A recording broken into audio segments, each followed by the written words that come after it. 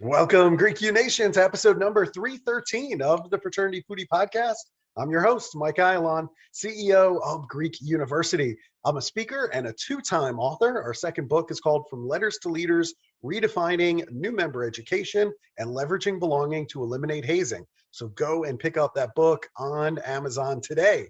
We call these episodes the Fraternity Foodie Podcast because there is nothing like great food to bring fraternity and sorority leaders together. So today with us, we have just an incredible guest. And so I just can't wait to jump right into it. It's Dr. Jana Mathews. She is a professor of medieval literature and culture at Rollins College, which is in Winter Park, Florida. And she also had the privilege of serving 8 years as a campus fraternity and sorority advisor. In her new book, it's called The Benefits of Friends: Inside the Complicated World of Today's Sororities and Fraternities.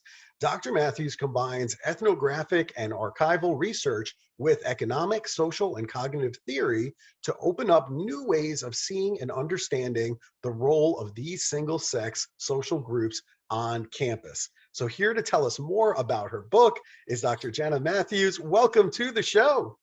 Thank you so much for having me. I'm just absolutely thrilled to be here. It's a great opportunity. Well, fantastic. Listen, anytime somebody writes a book about fraternity and sorority life, you know that I'm interested in talking about it and just kind of, working through some of the things that you talk about in the book. So that way our audience can learn more and then go and pick up your book and then have their own debates. And hopefully with this discussion, we can actually make fraternity and sorority safer. So I am all about that. So let's start out with your undergraduate experience, because you decided on Brigham Young University for your undergraduate experience. Why was BYU your choice? Okay, so BYU is located in Provo, Utah, and it's affiliated with the Mormon Church. And I grew up in that faith. And so both my relatives on both sides attended the university, and I was raised there. And I was really raised with never ever being another viable option ever being really considered. It was just kind of like, that's where you go in my particular family. And as you may or may not know, the university is extraordinarily conservative. So there's like this crazy hyper strict dress code for women. You can't show our shoulders. We have to have dresses and shorts, below the knee. There's rules, like really strict rules against drinking or smoking or going beyond first base, sexually. And so you could face disciplinary action up to expulsion if you do any of these things. So needless to say, right, I spent my formative years in this kind of environment. And then I went to the grad school bubble, which is just like me hanging out in a library, for a decade. And then, so when I emerged from that, I had just very vague ideas about how college scenes operated in other places, but I really hadn't had any exposure or experience for themselves. So there was definitely a learning curve. And in some senses, like my entrance into this environment or into this culture was kind of this anthropological, ethnographic experience of like an outsider sort of looking in. Got it. All right. That makes total sense to me. And then things shifted because now you've been at Rollins College in various roles for the last 12 years, which is obviously a very different experience. So talk to us a little bit about what makes Rollins a special place for you. So Rollins is amazing. I tell everybody that listens or everyone that I encounter that I feel like I've won the lottery in coming here. I didn't know a place like this existed. I came from really large, massive institutions with, 30, 40, 50,000 people, and just enjoy that environment. But when I came to Rollins, it's a small liberal arts college. There's 2,000 students here. And because our classes are small, the professors really get to know the students on kind of a very personal level. They all have my cell number, they come to dinner. I know the names of their pets. And I think that environment is something that it's sort of like hitting an arrow into a mark we didn't really know existed. So teaching in this environment is a huge privilege. And I feel really fortunate to be able to be in the kind of environment where I can get to know my students and sort of walk them through like the hot mess that they are when they're freshmen, and sort of watch them emerge into these kind of really miraculous, confident, self-assured leaders at the end. And so again, I've been at a bunch of different kinds of institutions, but I hopefully plan on staying here forever. That sounds great. It's a wonderful environment to be in. So I'm so happy that it all worked out and you're doing well and you're thriving. I think that's fantastic. You know, one of the really interesting things about you is that you were initiated into an NPC sorority as an alumnus. And I think that's a tool that a lot of fraternity and sorority members don't know about. They really don't know that that's something that actually happens. And I tell people all the time, if they're not in a fraternity or sorority, please don't close yourself off to it. I get that you're an alumnus, but I've done a ton of alumni initiations over the years. And I think it's a wonderful gift that we can give somebody that we care about, somebody who is trying to help the fraternity and sorority community in some way.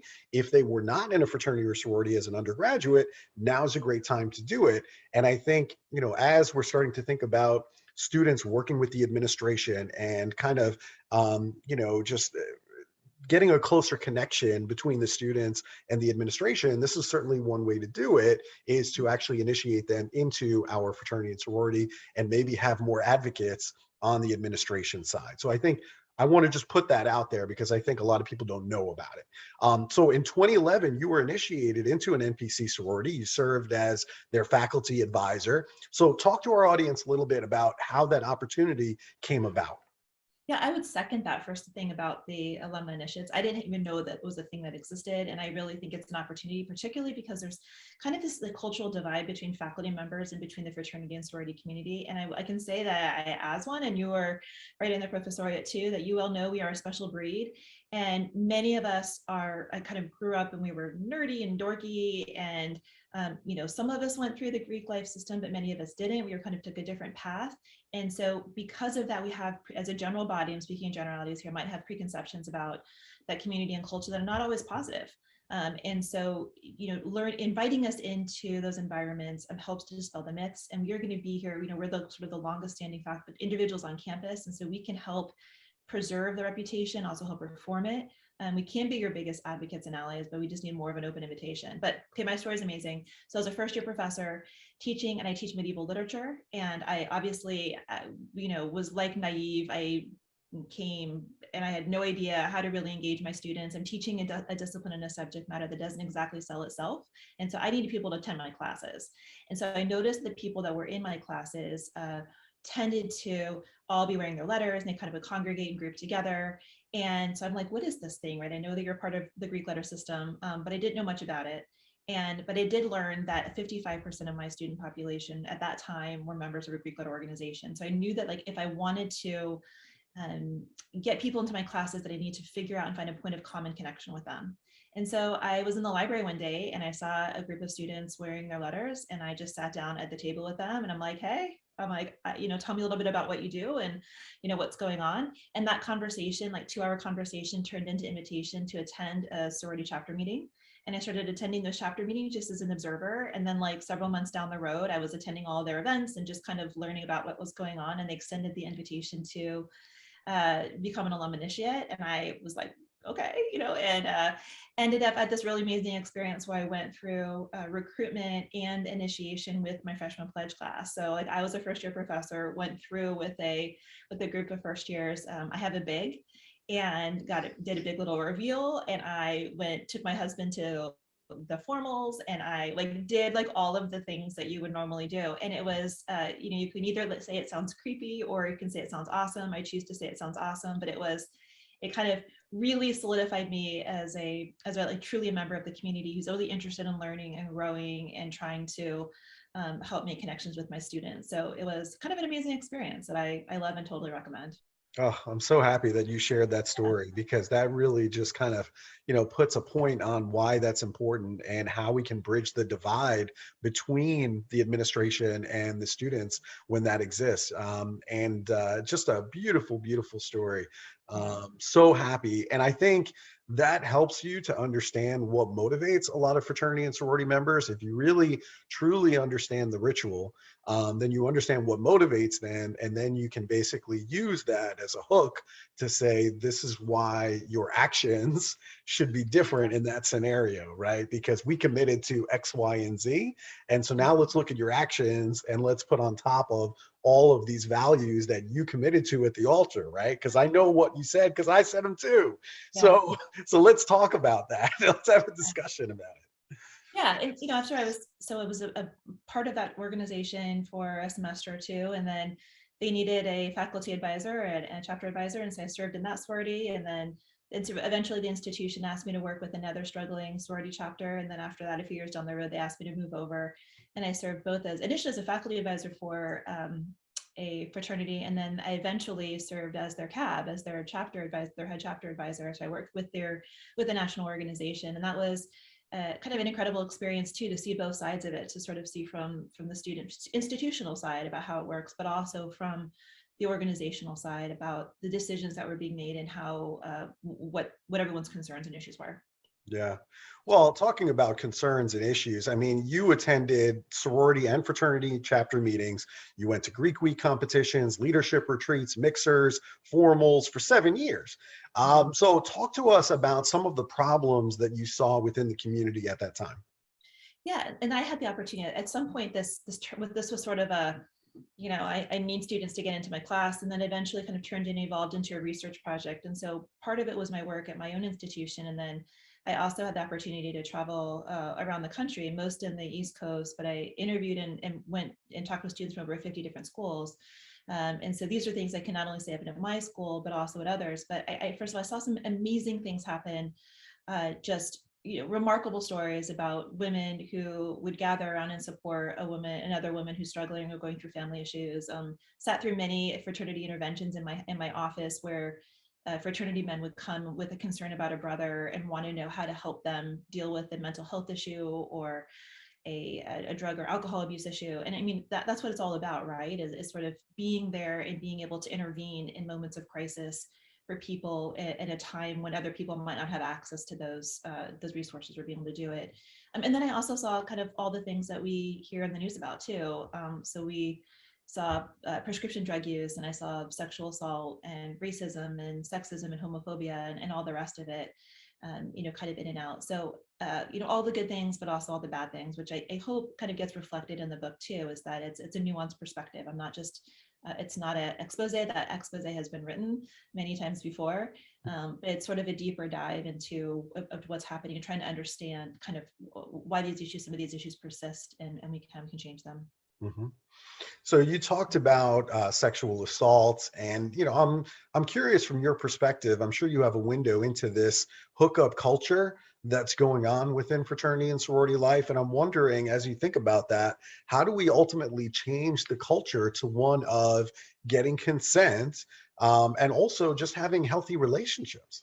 Right. Yeah, I think that's a great question. That is the golden question, right? I Mhm. think that, so first of all, to understand hookup culture, I think you have to understand a little bit of how, or I think how it operates within fraternity and sorority community. So, and also it's a changing tide that affects all of higher education. So right now, there are more women than men that are going to college. And so the average ratio at many institutions is 40-60. So there's 60 women to 40 men. So there's a disproportionate number of women on campus.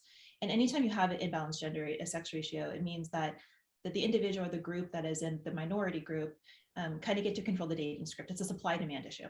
And so in this particular campus milieu, you will have, or in campuses where there's a 40-60 ratio, men will control the dating script, and that they tend to privilege hookup culture over sort of long-term monogamy as a general pattern or rule. And so what fraternities do, just by very nature and design of their structure, is that usually fraternity chapters are smaller than sorority chapters at their school, oftentimes. And so when they mix, they will, anytime they even mix just with a sorority and a fraternity chapter, there will almost always be more women at that event than men. And then conversely, at the same time, fraternities are also oftentimes will mix with multiple sorority chapters at the same time. And so they will throw a party and they will have women, doesn't matter what affiliation, can come to that fraternity, but only the men from that particular organization can go. And if it's a large fraternity, then sometimes they will prevent their new members from going, or they'll provide new members with tasks and jobs to do that keep them out of range of access to other women. So it really is sort of the structured way in which fraternity men promote and encourage hookup culture. And I think it's important to recognize that like hookup culture does not equate with sexual assault. It's possible to have hookup culture without sexual assault, right? And most of the times that does. Hookup culture can be and should be consensual. But where it slips into sexual assault, or where you kind of increase the chances that you will have sexual assault, is when you have these imbalanced sex ratios where where men feel they have access, they feel entitled to sexual activity or to access to women because of their environment. So, I mean, my argument is more diagnostic than prognostic in terms of what I think should happen. That's a really, really complex issue, but I will just reiterate my total endorsement of the idea that has been bantered around and talked about by many, many, many, including yourself, which is that women need to have a place. They need to control their own party environment. And so if they are going to fraternity houses and that is their only form of social entertainment, fraternities do control the social sphere of many colleges and universities, then they're playing by their rules. And we are now living in a day and age where women drink, women engage in all of those same behaviors, and they always have.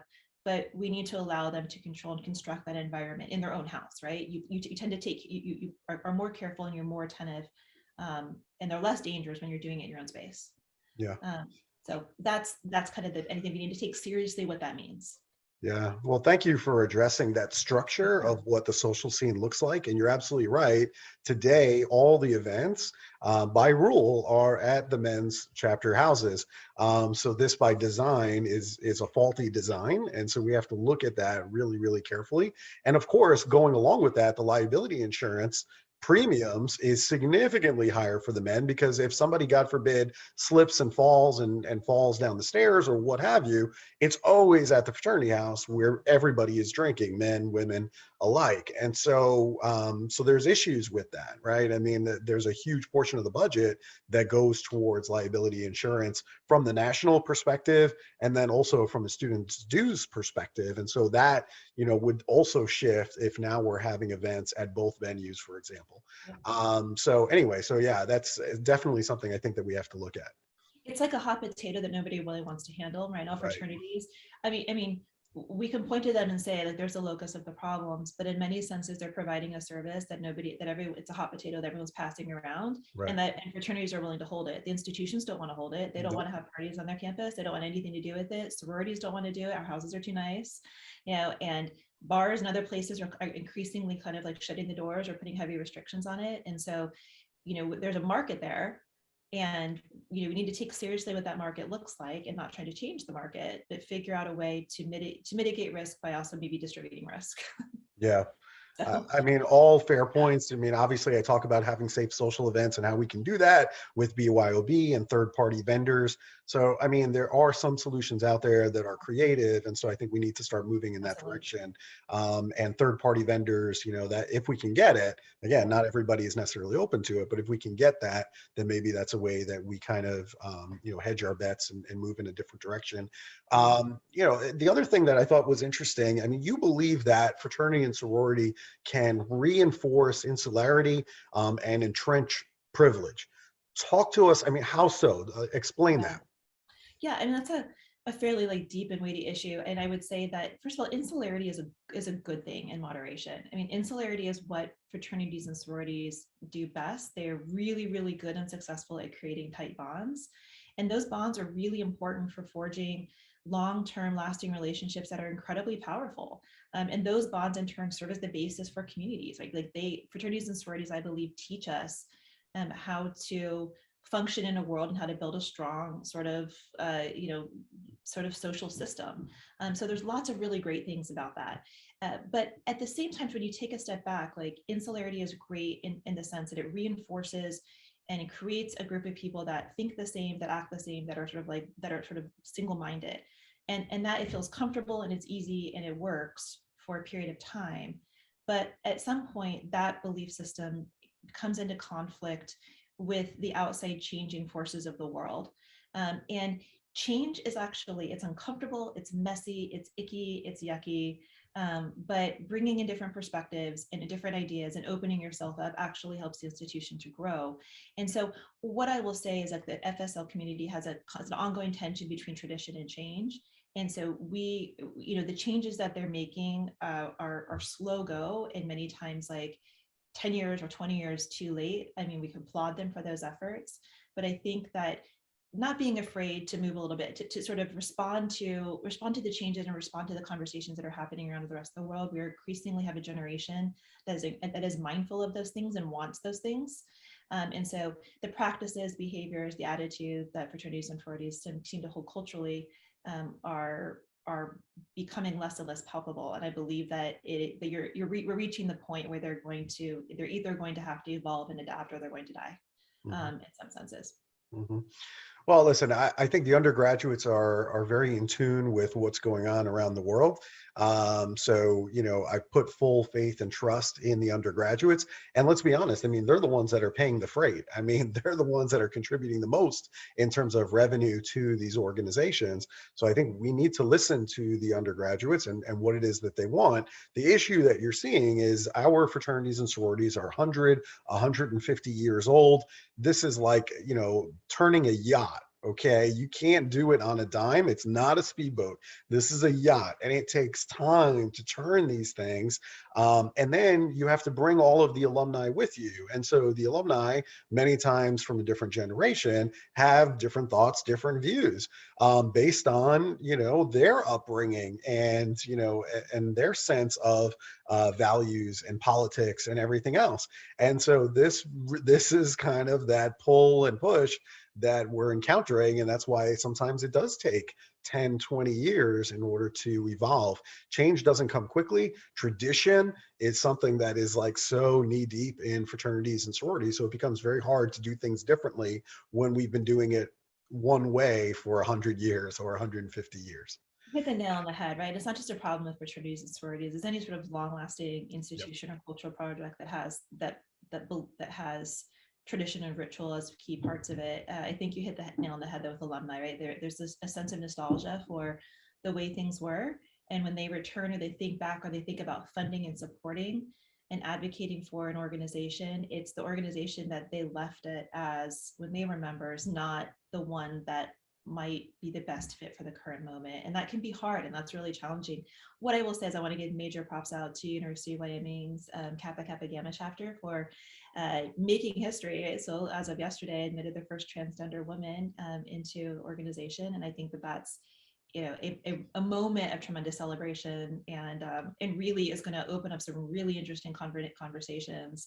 That rule has been in place for several years at many of the sororities and fraternities, but it's taken a while to kind of actively see it in action. Yeah. So it's going to be fascinating.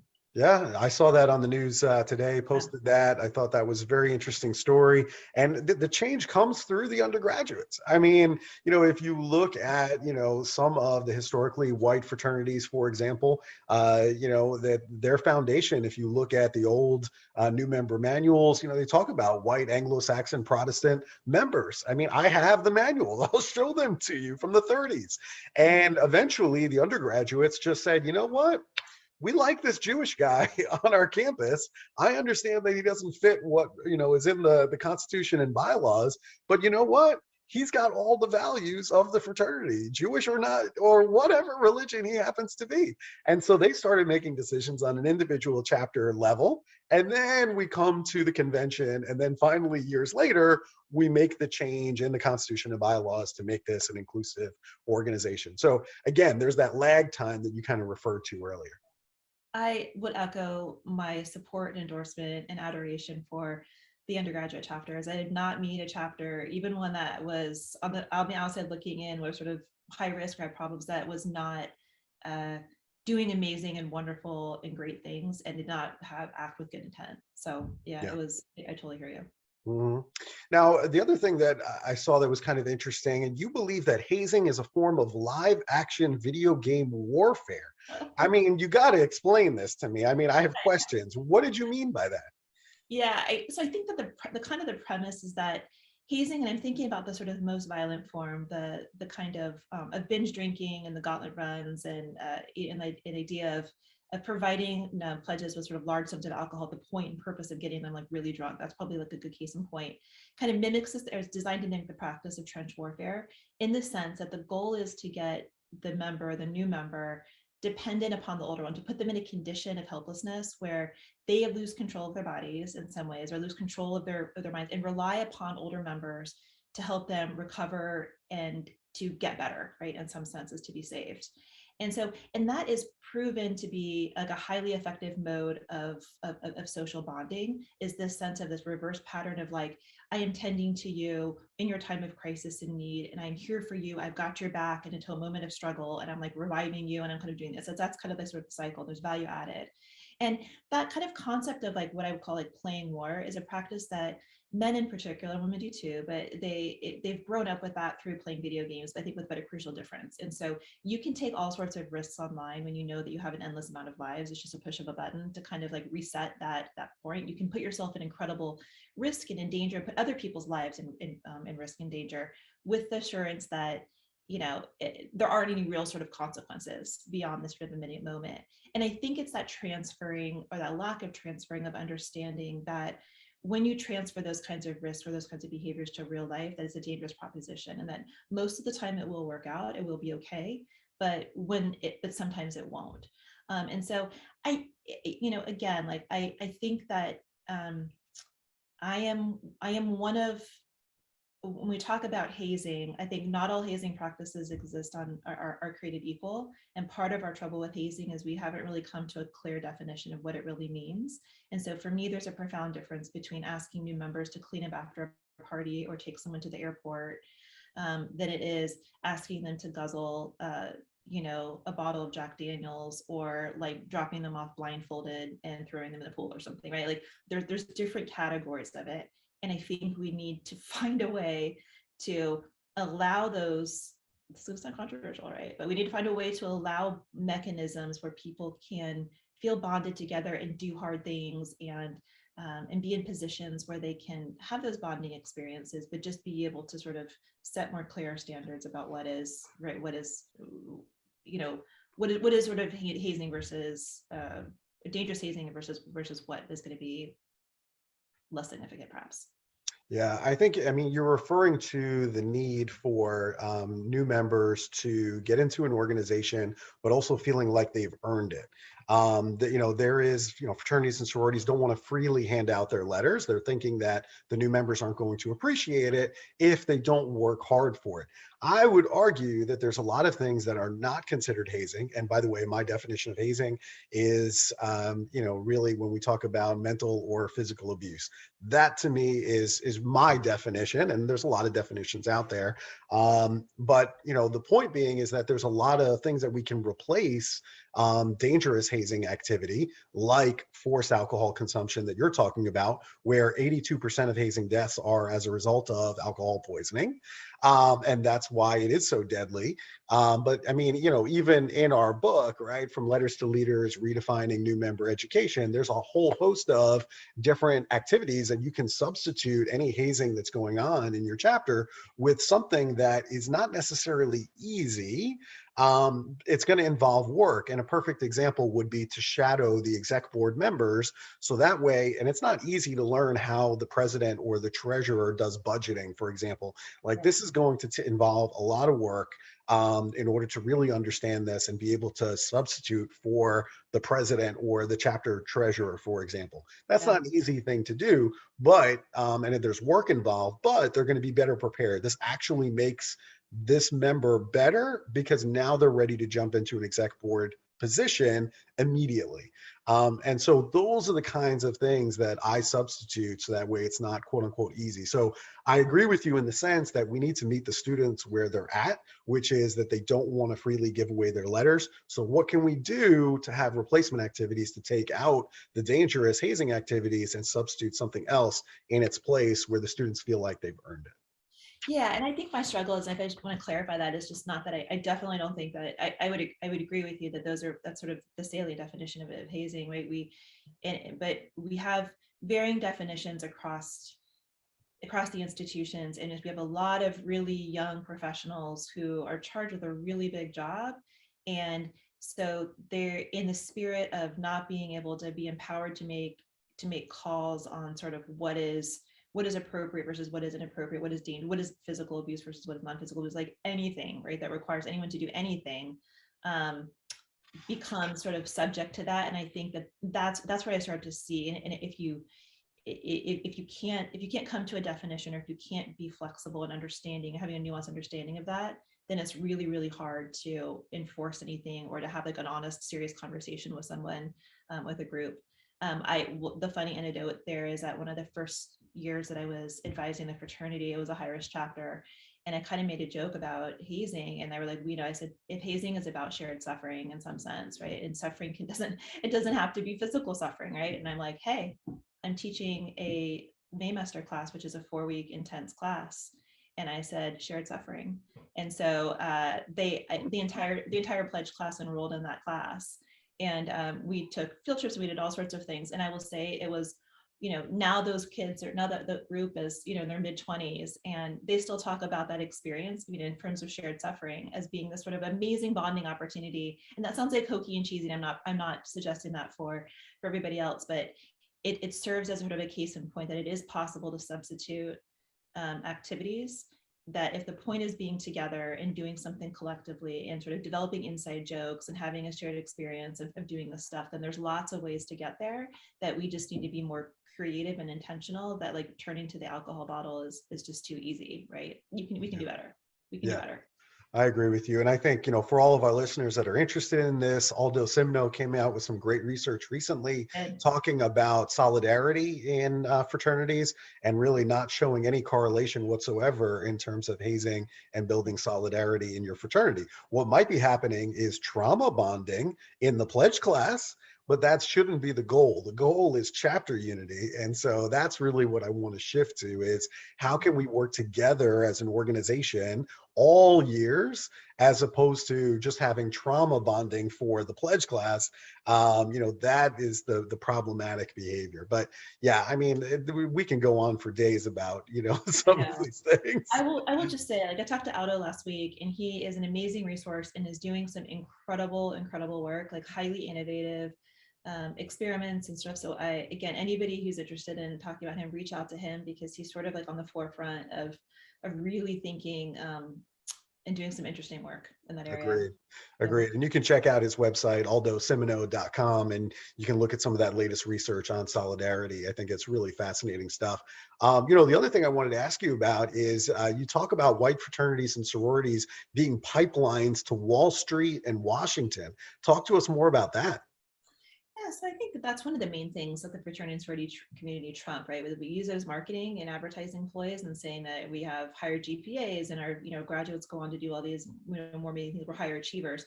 And part of you have to ask if it's like the chicken and the egg, right? So are people gravitating towards fraternity and sororities because they come from places and positions of privilege where they already have access to those things, and so the fraternity and sorority just sort of consolidates that, or it's what is specifically that chapter, that organization doing and giving them? That's the kind of question that I was interested in. And again, it will vary across the board and vary depending upon where you are, but I will sort of make a distinction between fraternities and sororities, because I think they're doing different things at different levels. So fraternities do have many chapters do have strong networking pipelines.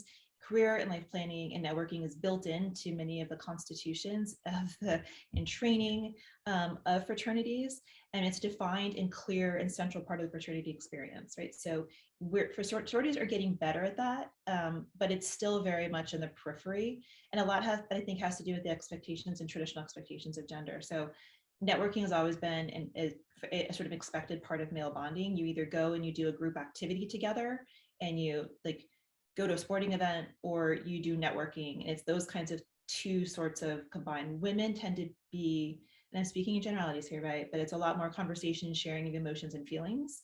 And so networking, therefore, if relationships are based upon shared feelings and shared stories, then networking can be considered weird or awkward in that way. I don't want to ruin the friendship by asking my sorority sister if she will hook me up with her mom who, right, has this.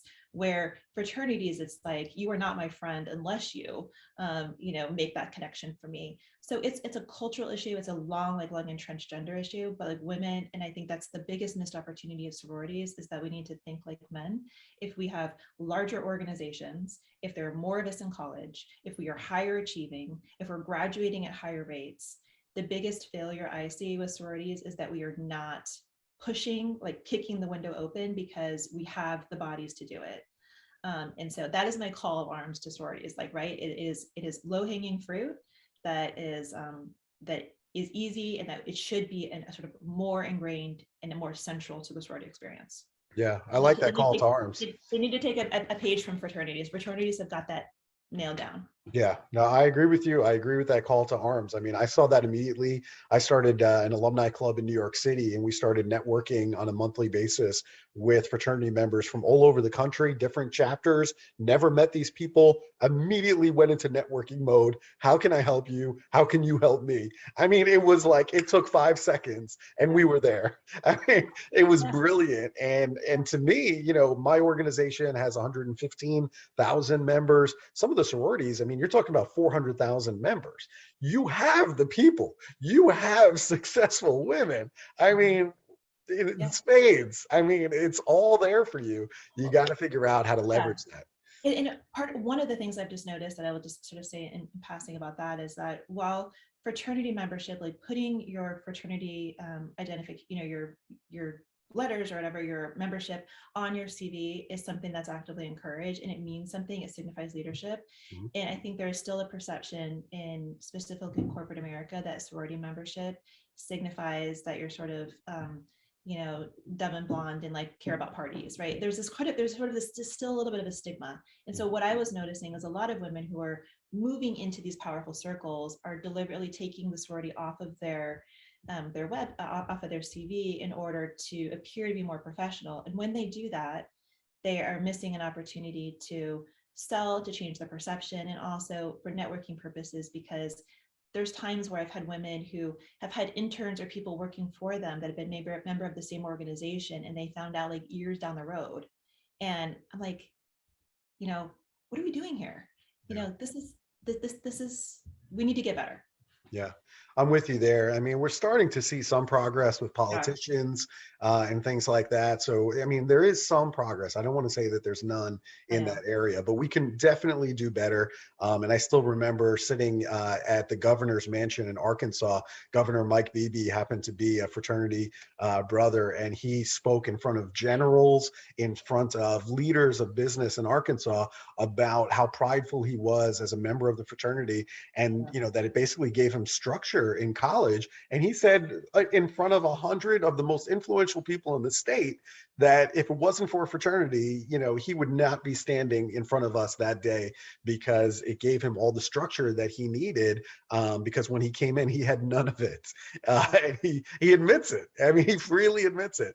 So I think, yeah, we have to start being able to talk about that. And I think, you know, successful people, whether it be politicians or professionals or whatever, I think we need to talk about that more and talk about the benefits, so that way the younger generation understands all of that. So really, really interesting discussions. Now, you know, in your book, it's called, again, The Benefits of Friends Inside the Complicated World of Today's Sororities and Fraternities.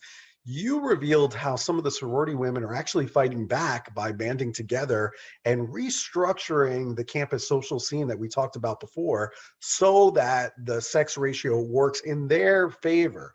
Now, outside of, you know, let's say doing like third-party events like we talked about before, I mean, give us a sense of something innovative that's happening now to restructure that social scene.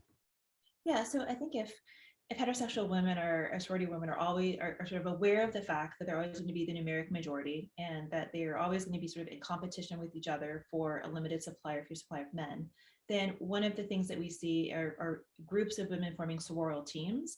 And so that can happen within a sorority itself. So a really large chapter might find a friend group within that will sort of band together with the hope of bringing and putting forth one member of that group and trying to get that member hooked up or paired up with a member of the fraternity, as fraternity. And they'll go to all sorts of lengths to sort of negotiate and serve as middleman and middlewoman to make that connection happen, with the idea that once that pair happens, whether they become boyfriend, girlfriend, or a long-term hookup buddy, or developed kind of some sort of bond there, that relationship will be reciprocated in the form of that sorority member and that fraternity man then pairing their friends up with their friends. And so it creates this kind of social network.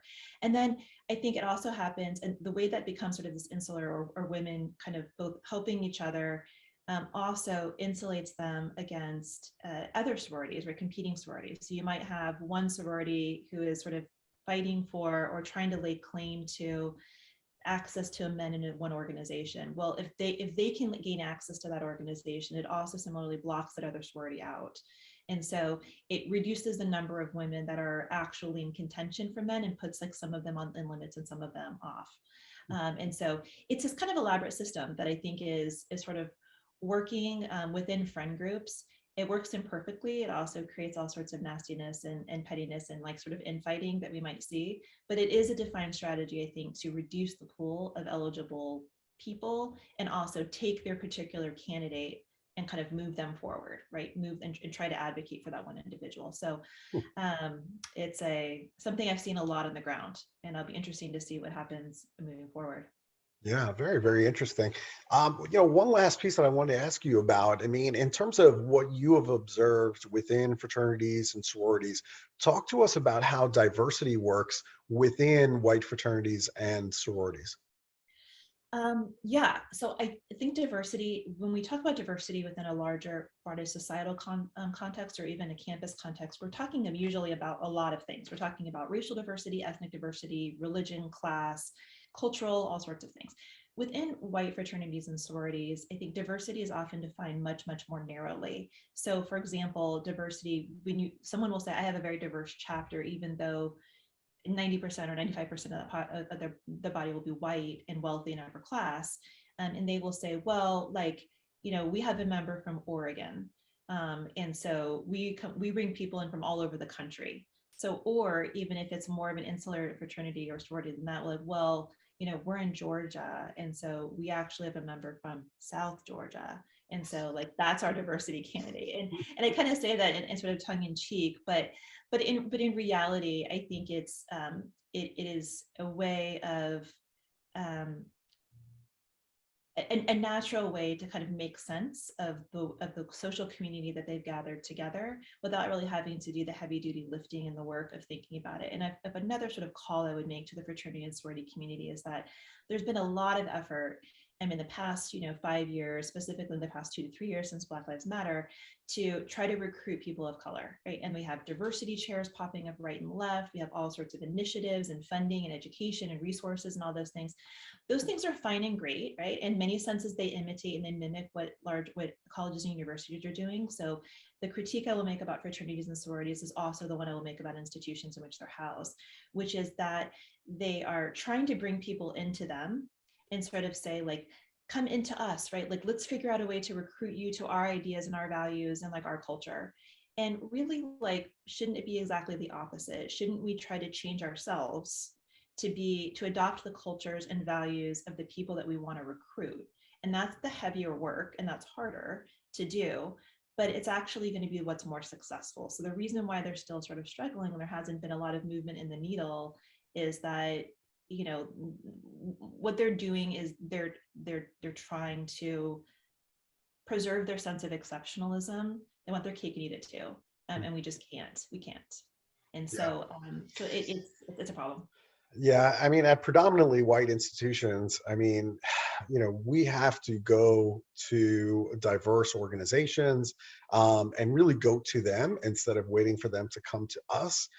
So I agree with you in that I think fraternity and sorority members in predominantly white fraternities and sororities, they really need to start thinking about going to other events, going to where Greek life doesn't have a presence on campus. And those are the places we need to go to and start, forging some friendships and relationships and connections instead of bringing them into our house and expecting them to conform to whatever it is that we're doing in our house. So I'm with you there. Yeah. So one thing I'll say also about that is that I'm part of a major. I'm in the English department, and English majors are sort of dwindling and struggling, and we're facing this tide of the growing business department and the popularity of that. Mm-hmm. And so for a long time, the humanities saw ourselves as being like, we've got to recruit and take away from business, and we've got to get them to join, we've got to like recruit students. And I think that we're thinking now in terms of like, what it would look like if we embrace our smaller self, but what would it look like if we partner with business? Yes. And if we retain our own distinct, we're not trying to convert, we're not trying to blend or mix, that would be ideal, that would be great. But what would it look like for sororities and fraternities to sort of say, like, to not count by stats and say, like, this is the number of Black members that I have? That's not a good starting point because you're not recruiting for the right reason, but I would love to see as a starting point. I've done outreach and we're going to partner with this historically Black fraternity, and we are going to a sorority, and they're going to be our friends. We're going to go to all their events. We're going to partner with them. We're going to mix with them. We're going to do all these things. We're going to like try really hard to understand. We're going to blah, blah, blah, do all these things.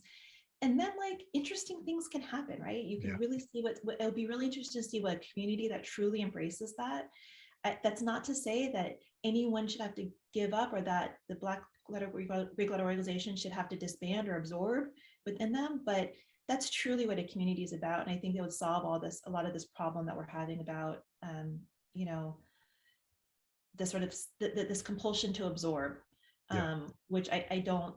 I am not an advocate for segregation, but I think the model that we currently have is one of not truly a commitment. We just want numbers and stats as opposed to really thinking about what it would take culturally to really welcome people like faculty, and people of color into our groups. I'm not convinced that the community is ready for it.